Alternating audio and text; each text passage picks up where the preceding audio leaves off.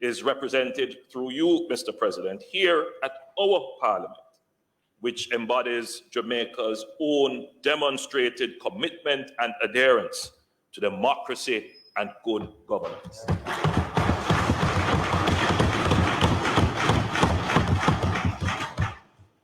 Madam Speaker, as you had mentioned, Jamaica and India established diplomatic relations on the 12th of August, 1962. We will celebrate our diamond anniversary of formal relations this year, but we recognize that our relationship began more than 175 years ago, in 1845 to be exact, with the arrival of the first Indians at Old Harbor in St. Catherine.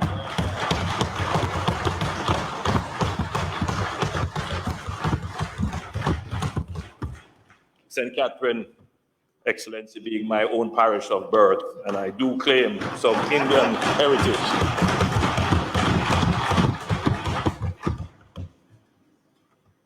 The long-standing history of collaboration and friendship between Jamaica and India has been central to the economic, cultural, and social development of our island.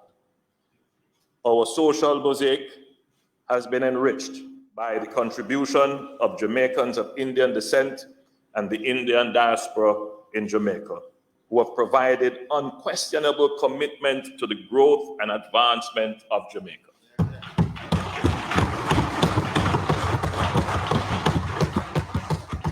This has been a testament to our inclusive reality, as evidenced in our national motto, out of many one people.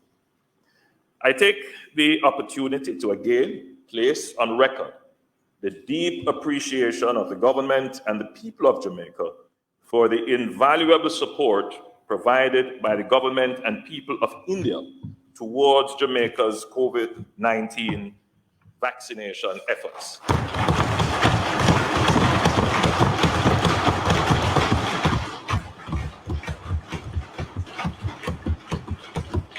India was the first country to respond to Jamaica's urgent call for vaccines.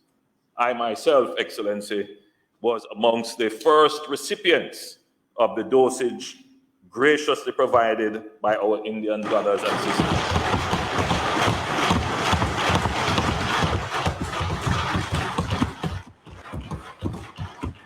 This fraternal and much needed support will long be remembered. We thank you.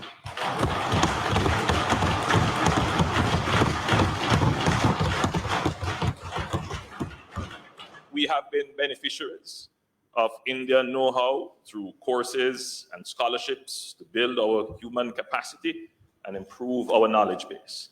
There's also been significant support towards community development, including the approval by the Indian authorities in 2021 of a grant of US $1 million for the Kitson Town Development Project.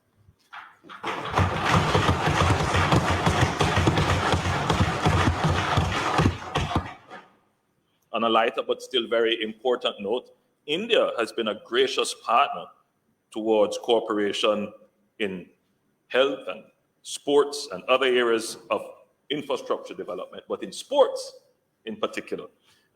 We make special note of India's contribution to development of cricket in Jamaica.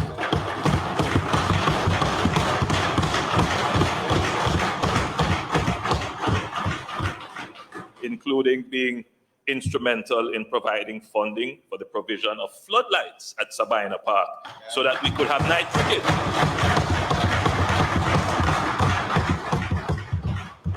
And on your trip, Excellency, you also provided gears for some of our cricketers. We note with great appreciation. These and other tangible ways in which India has demonstrated its support to Jamaica are also indicative of a commitment to South-South cooperation and to building long-lasting friendships.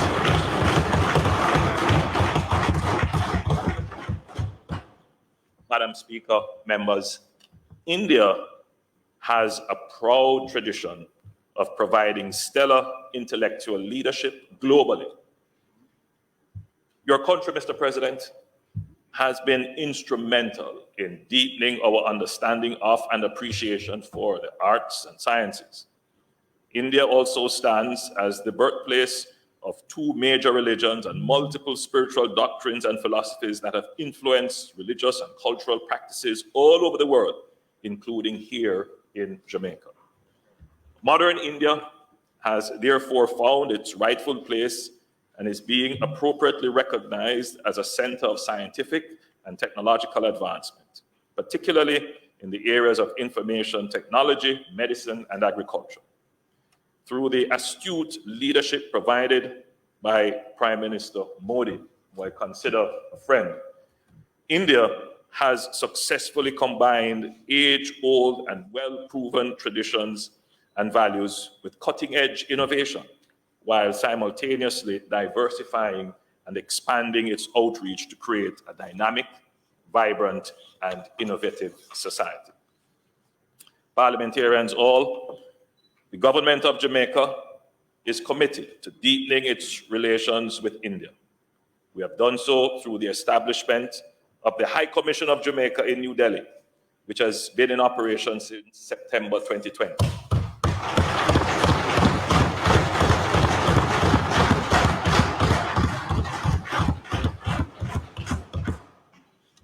Excellency, I give you the assurance that I will personally be in India to officially open the High Commission.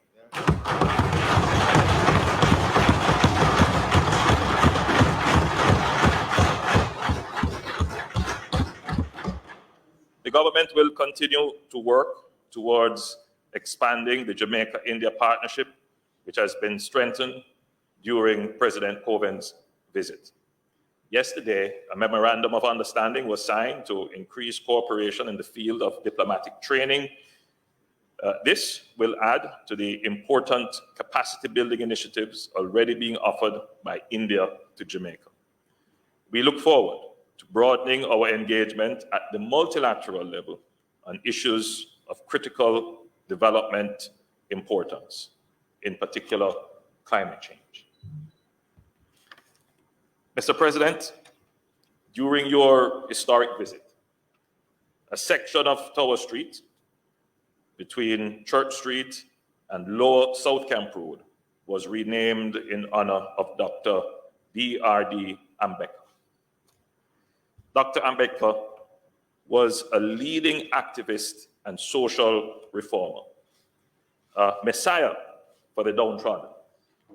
Ambedkar continuously fought for the eradication of caste-based discrimination that had fragmented Indian society. You have compared him, Excellency, to our own Marcus Garvey. Ambedkar himself was the victim of discrimination, inequality, and prejudice. However, fighting against all odds, he received higher education, becoming the first ever from his community to do so. After completing his studies, he launched himself politically, fighting for the rights of the depressed classes and against the inequality practiced in the society.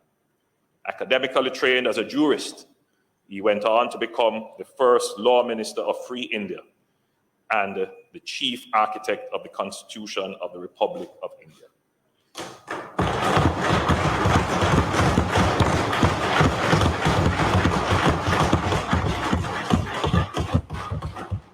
It is therefore fitting that a section of a road in the vicinity of our Supreme Court was renamed in his honor.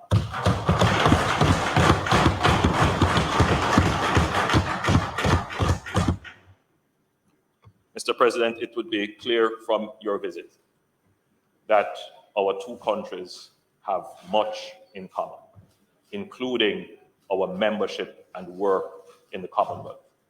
And we will commit as partners to work to the building of the Commonwealth. So, Mr. President, I thank you once again for visiting Jamaica. We trust that during your time here, you have been able to enjoy some of our local sites and flavors of Jamaica.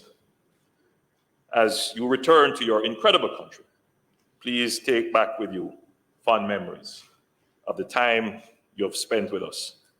Please pass on to Prime Minister Modi our highest regards and respect.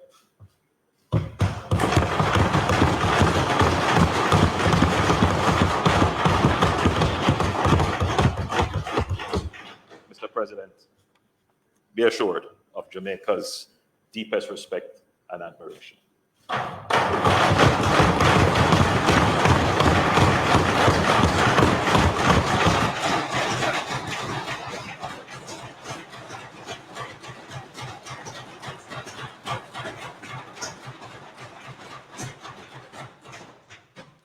Leader of the Opposition.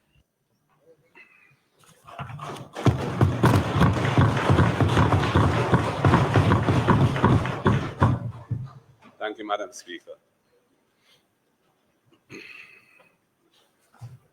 Your Excellency, Sri Ramnath Kovind, First Lady, your delegation from the Republic of India, Prime Minister, parliamentary colleagues, ladies and gentlemen. It is with great pleasure that I also extend a heartfelt and warm Jamaican welcome on behalf of the opposition members of Parliament and senators to the President of the Republic of India, Your Excellency, President Ramnath Kovind. It is indeed an honor for us to welcome you to Jamaica and to our nation's Parliament. President Kovind has distinguished himself in various important leadership roles in India, including as a former governor and member of Parliament. And throughout his career in public life, he has been a consistent and fervent advocate for the social protection of India's most vulnerable, access to education, and the protection of women's rights. The 4 days of your visit to Jamaica will be marked in history as a significant milestone in Jamaican-Indian relations, and as has been said, this is the first such visit of an Indian president to our shores. India's relationship with Jamaica is forged through a common history of colonial experience, our resistance to oppression, and our determination to achieve freedom and full independence for our people. From cooking with curry to a passion for the game of cricket, Jamaica and India, which lie deep in the hearts of our respective peoples. And we are able to communicate easily because we use a common language. We enjoy the Bollywood films on our screens as you enjoy the accomplishments of Chris Gayle and Andre Russell on your IPL pitches.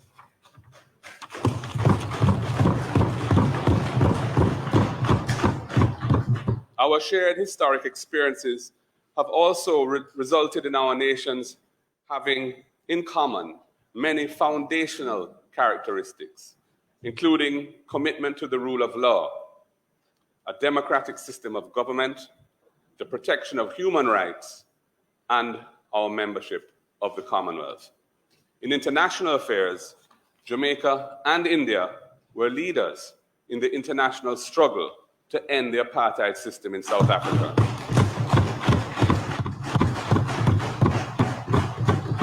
And both nations helped to forge an independent, non-aligned path for developing nations amidst the political polarization of the Cold War era.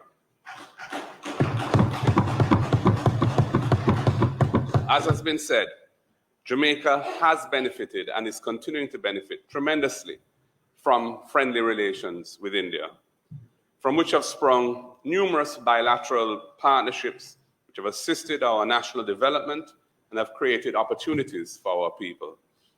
Over many years, India has demonstrated generous support for Jamaica and other states in the Caribbean and remains committed to the development of our region and fostering Commonwealth unity.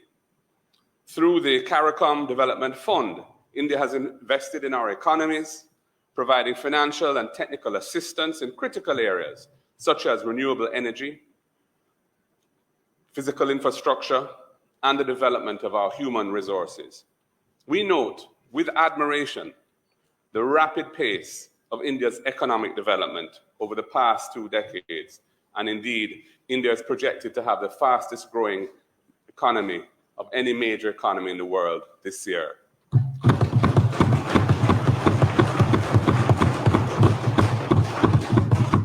India's emergence as a world leader in diverse industries such as pharmaceuticals, computer and technology, and global outsourcing activities is remarkable.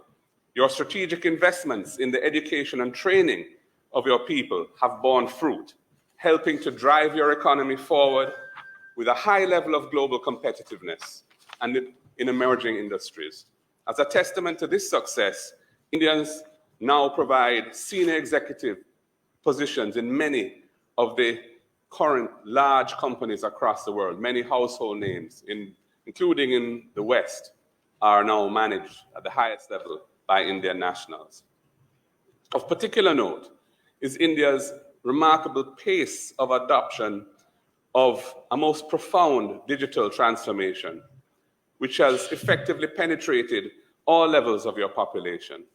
It is driving efficiency in your economy, it is supporting the high levels of economic growth of which I spoke, and it is helping to uplift vulnerable and marginalized segments of your vast population. We salute you for your innovativeness.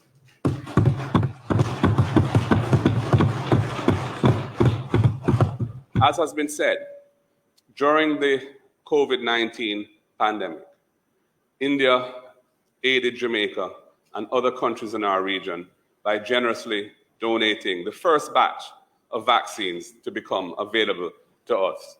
And Prime Minister may have mentioned that he and I actually got vaccinated at the same place at more or less the same time, and tried to set the tone for the nation as a whole in embracing vaccination.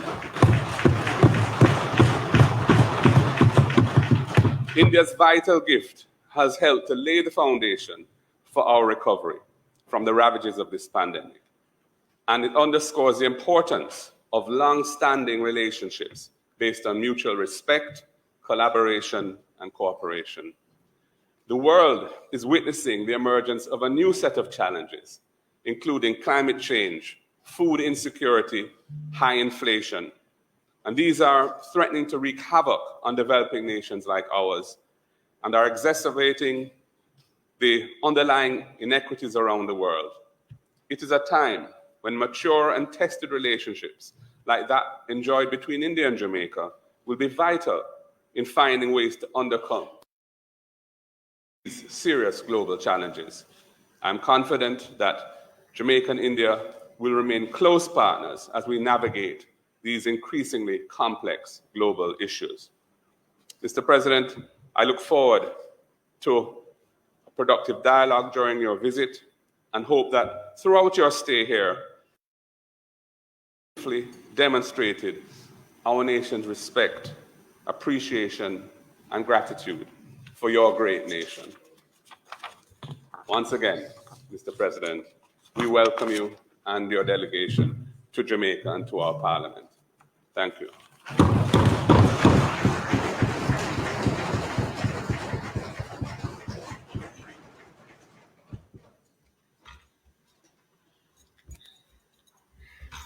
I now invite His Excellency Ram Nath Kovind, President of the Republic of India, to address this joint sitting of the Honorable Senate and the House of Representatives. His Excellency.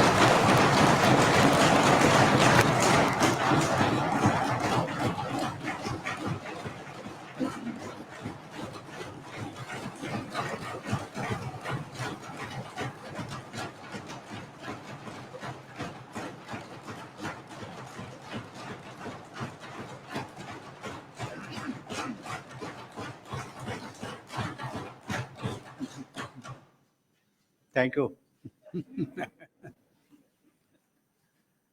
Honorable Speaker, Madam Marisa Dalrymple Filbert,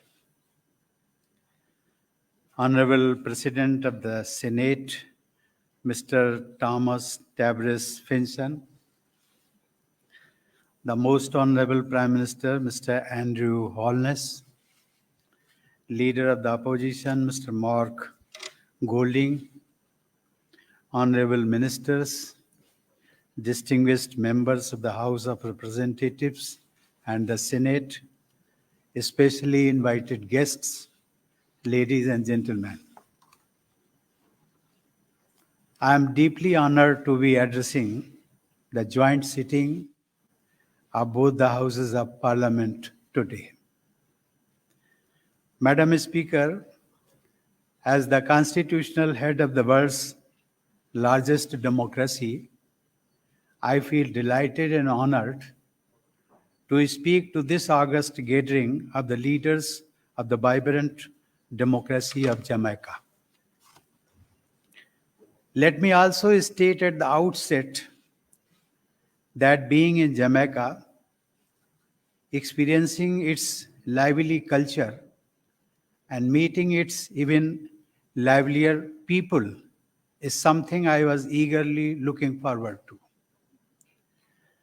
The soul-stirring songs of Bob Marley, reggae music, sports superstars, as well as the warm and welcoming nature of the Jamaicans are well known the world over. So are your Blue Mountain coffee and the beautiful beaches.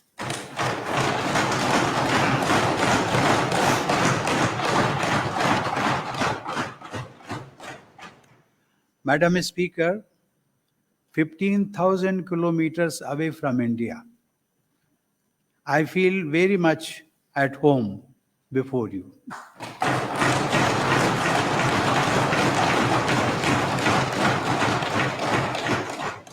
And why should I not, when this House has many distinguished members with Indian lineage?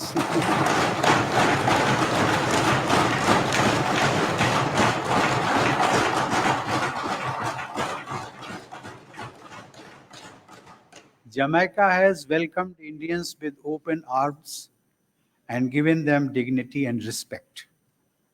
As a result, not just politics, but business, music, sports, dress, and food have all witnessed rich Indian presence.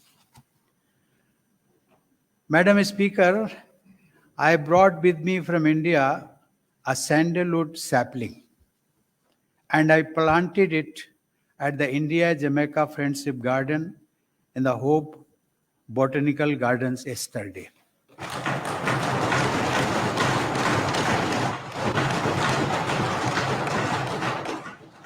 I am confident that this sapling one day will grow into a tree and enrich the garden with its warm fragrance, much like the Indian community has grown and is contributing to the development of Jamaica.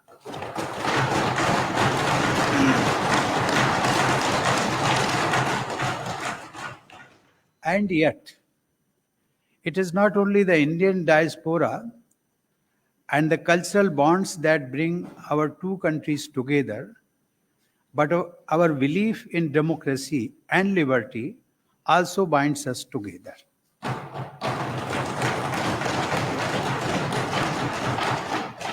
The idea that all citizens are created equal is a center pillar of the Jamaican Constitution. Our founding fathers, too, shared the same belief and sought individual liberty for every citizen in India. They created a modern nation with freedom, democracy, and equality as its soul, and in doing so, they ensured that we unity in diversity which is so similar to Jamaica's motto of out of many, one people.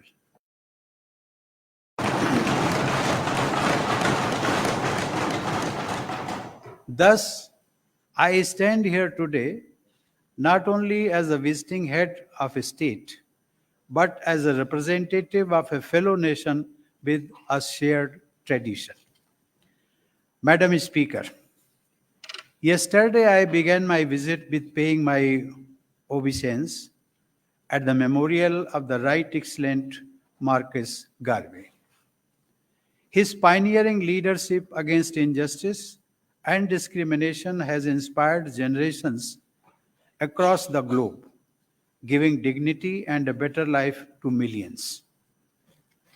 Members and friends, in India, Dr. Baba Saheb Ambedkar, revered by the people, dedicated himself for the uplift of the downtrodden and eradication of social evils.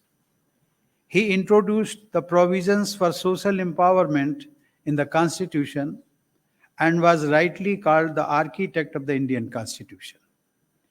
I feel grateful for the gesture of Jamaican government to name an avenue in Kingston after Dr. Ambedkar, which I inaugurated yesterday.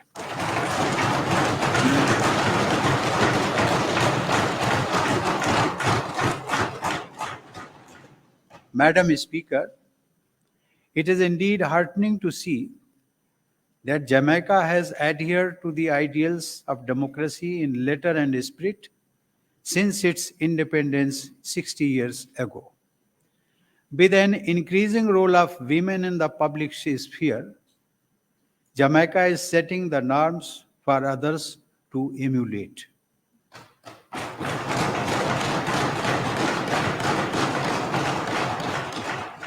I would like to congratulate Jamaica for setting an example by appointing a female Chief of Defense Staff.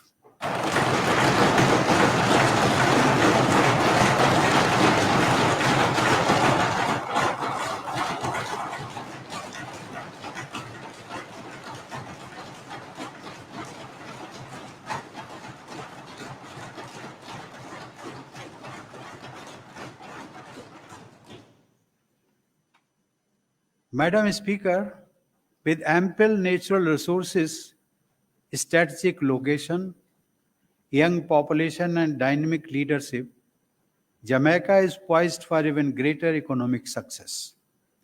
Its leadership in the CARICOM region, international rules-based behavior, and the desire to shoulder greater responsibility make it a partner of choice for other countries.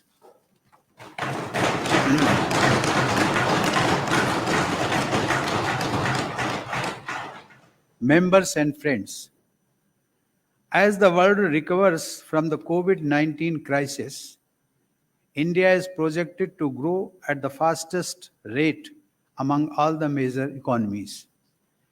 We have increased agricultural productivity many times over since independence, becoming a net exporter of food grains. India is also known as the pharmacy of the world.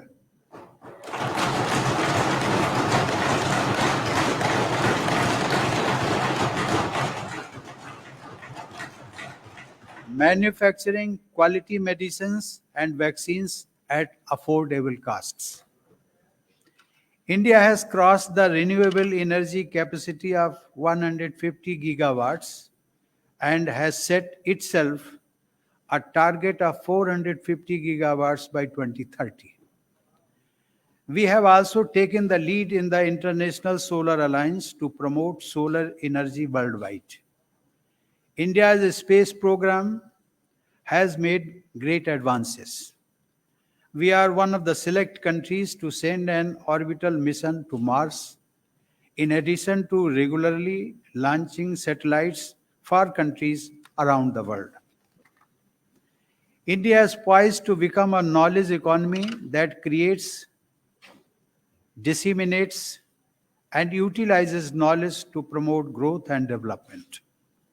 Today, India and Indians are taking the lead in research and development on cutting edge technologies like artificial intelligence, machine learning, and metaverse that form the basis of the fourth industrial revolution.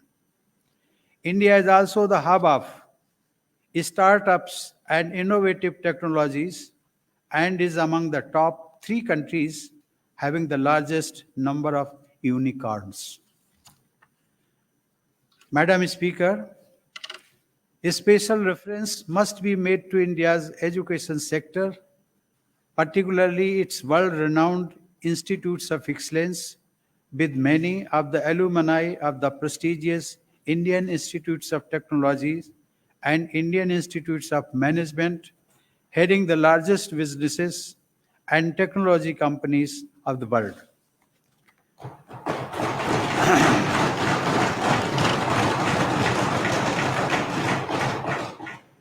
Under our national education policy released in 2020, India is planning to start new Indian Institutes of Technology abroad. I am happy that Jamaica is one of the first countries to express interest in hosting an Indian Institute of Technology here.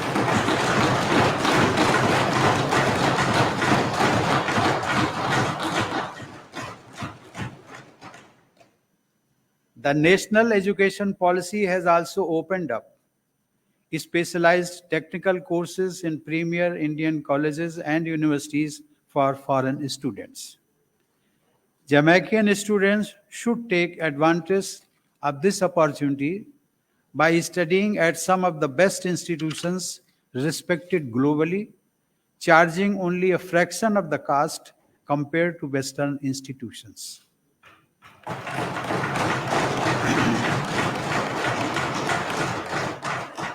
Members and friends, the motto of Sabka Saath, Sabka Vikas, Sabka Vishwas, Sabka Prayas is our vision of the nation with an inclusive model of development covering every citizen. At the same time, it is a celebration of our diversity, the strength of social harmony, and a commitment to individual liberties and rights. This is the timeless ethos of our culture. This is the core of our constitution and also the foundation of our future. Madam Speaker, India's abiding faith in the ideal of Vasudhaiva Kutumbakam, which means the world is one family, reflects our eternal values. India provided medical assistance to more than 100 countries during the peak of the pandemic and also reached out with COVID-19 vaccines to many countries, including your country.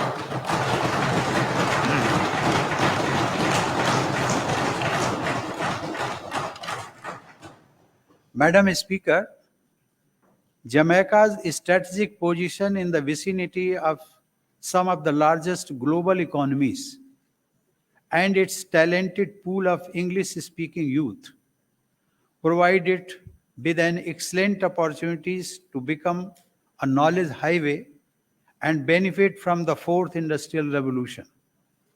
India shares Jamaica's Vision 2030 goals of empowering its people and ensuring a secure, cohesive, and just society while becoming a prosperous and sustainable economy.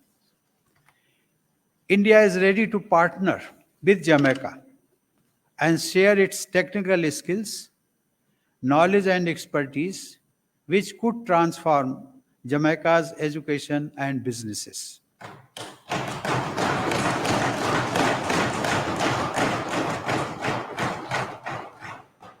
Top Jamaican businesses already source software and take backroom technical support from technology companies based in India. India and Jamaica are already cooperating under the International Solar Alliance for reducing the carbon footprint. There is also great potential for partnering in the railways and the agriculture sectors, which are among India's strength. For a country with less than 3 million people, it is amazing to see Jamaica's dominance in athletics at the Olympics, World Championships, and other premier sporting events.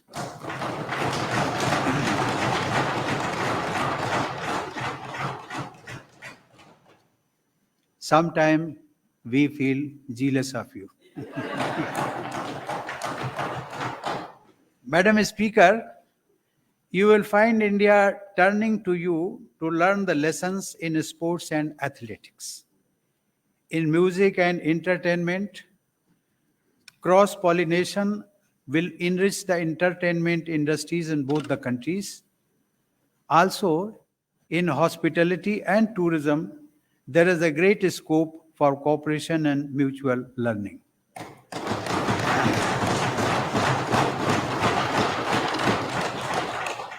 Members and friends, I am confident that our convergences and complementarities will be mutually beneficial. As we celebrate the completion of 60 years of our diplomatic relations, let us derive inspiration and strength from our growing partnership, our foundational principles, and shared values.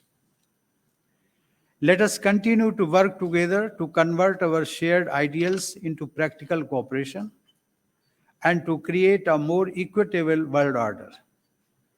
Our partnership will not just lead to building a bright future for our people, but will also act as a bridge to a more united, humane, and prosperous world. I want to recall the expansive worldview of Mahatma Gandhi, the father of the Indian nation, expressed by him while he spoke of the purpose of freedom for India. And I quote, "I want the freedom of my country so that other countries may learn something from my free country, so that the resources of my country may be utilized for the benefit of mankind." Unquote.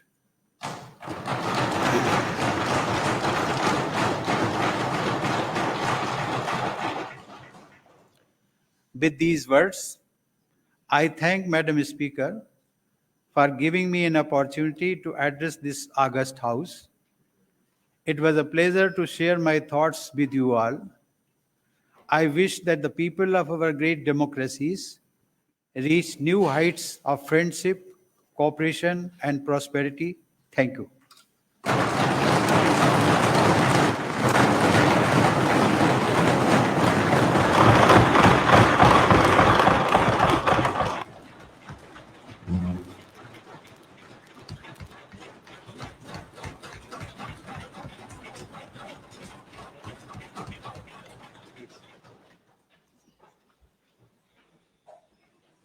Mr. President, on behalf of the Parliament of Jamaica, I wish to thank you for your gracious speech, which captured the essence of the values that Jamaica and India share.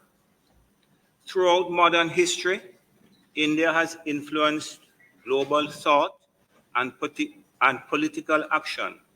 Revolutionary and visionary leaders such as Mohandas Gandhi and Jawaharlal Nehru and Dr. B.R. Ambedkar have had an impact on the international sphere. They are recognized as champions of civil rights, democracy, and constitutionalism, and have served to inspire millions of people, not only in the Commonwealth of Nations, but across the world. Indeed, the comparison with our own first national hero, Marcus Mosiah Garvey, has not escaped us. And indeed, Excellency, you yourself made reference to the comparison. We view and with pride, or we recognize with pride, the the fact that one of your first actions in Jamaica was to pay tribute to Marcus Mazar Garvey at his tomb in National Heroes Circle, and we thank you for that recognition.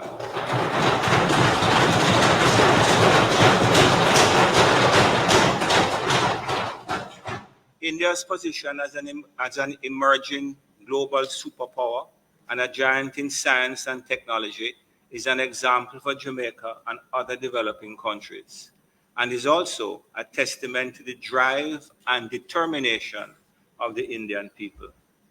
The people of India have contributed significantly to the culture of Jamaica, and this historical connection between our two countries can only be strengthened through our continued cooperation in the fields of technology, culture, and health, and our ongoing association in matters of parliamentary affairs and democracy.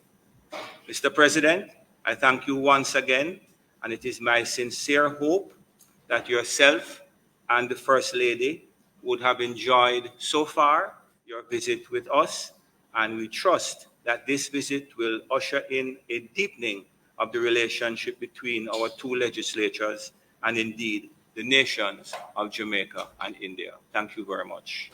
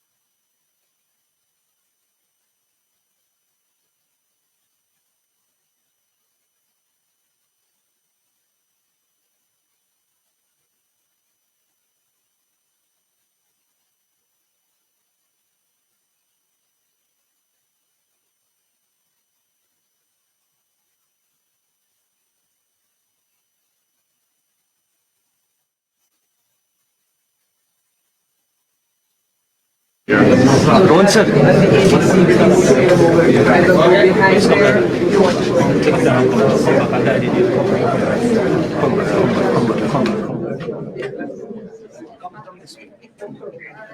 Sir यहाँ से जगह छोड़ना हो जाएंगे यहाँ से senate members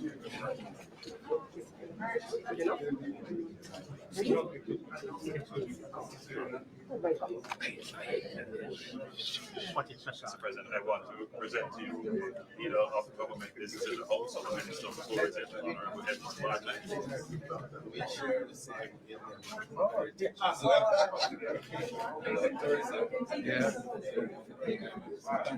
Huh? Yeah, man. And I want to introduce to you our Minister of Finance, Dr. the Honorable Nigel Farage.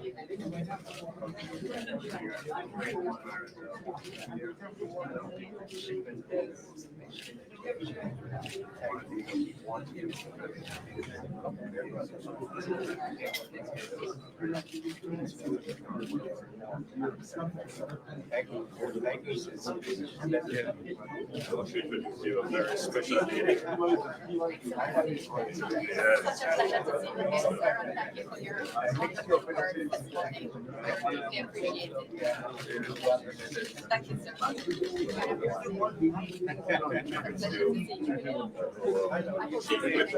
hello Culture, gender, entertainment, and sports. hello Mr. Hello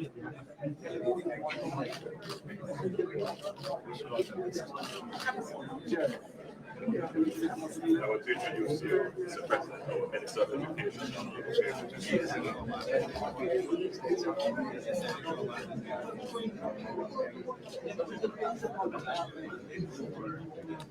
I want to introduce you one of our senior ministers, senior parliamentarian, Honorable Minister of Transport and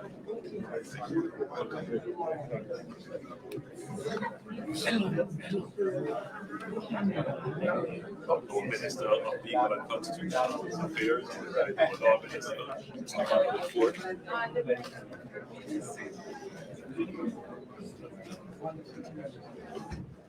To introduce you, Minister in the Office of the Prime Minister with responsibilities for information, Honorable Robert Morgan. To introduce you, Minister Garibaz, Minister of Science, Energy, and Technology.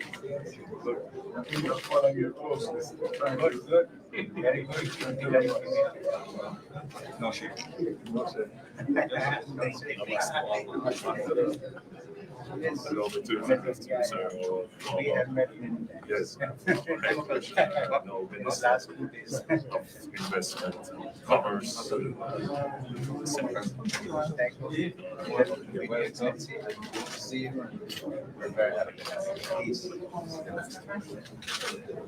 I introduce to you Minister Floyd Green, Minister in the Office of the Prime Minister. He has special responsibility for digital transformation, social partnerships. So he's looking at your own radar system. As a model. I introduce you our Minister of Justice, senior member of the government, senior parliamentarian, Honorable Edmund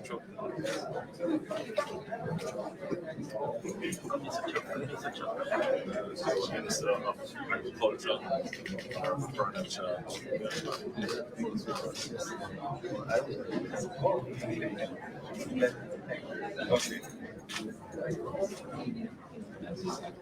Introduce you one of our senior parliamentarians, former mayor of Kingston and St. Anna, Minister of Local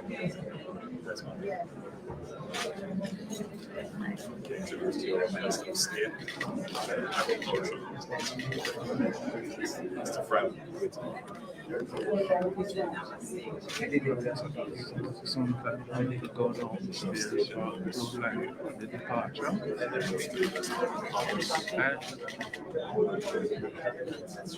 I'm not hearing it.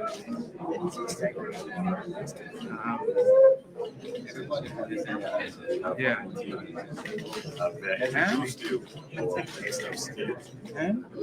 Right.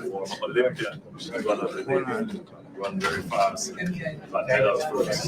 You can yeah.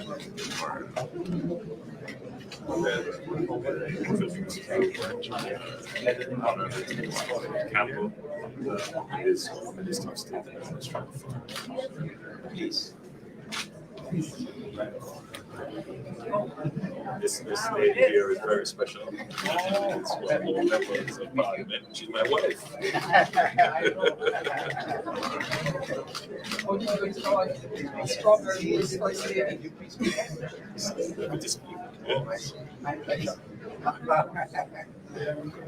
All right. Jason? Jason? I'm not hearing you. Yes, hearing you now. Yeah?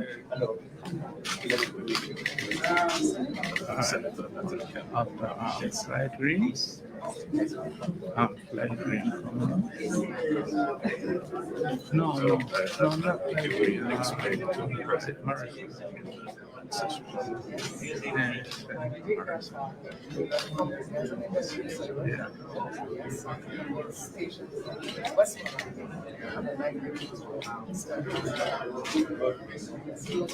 Even has face symptoms.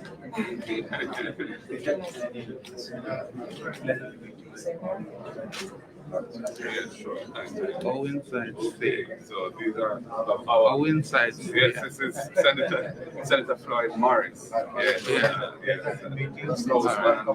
All inside. My neighbor and a major disabilities campaign. He's blind individual. He's on the UN committee that oversees the UN Convention for Persons with Disabilities.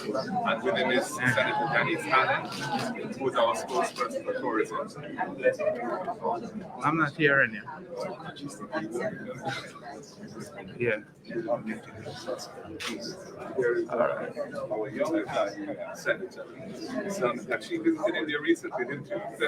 Gabriella, she was one of the recently went in. Gabriella Morris. No, it's not a minimum. All right. But it's pretty young.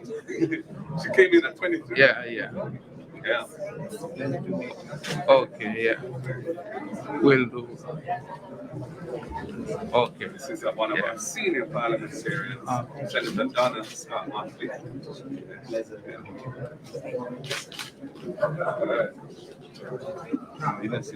All right. Okay. Allow me to introduce to you, Excellency, Senator Cavalli, head of one of our unions. All right. Cool. Okay.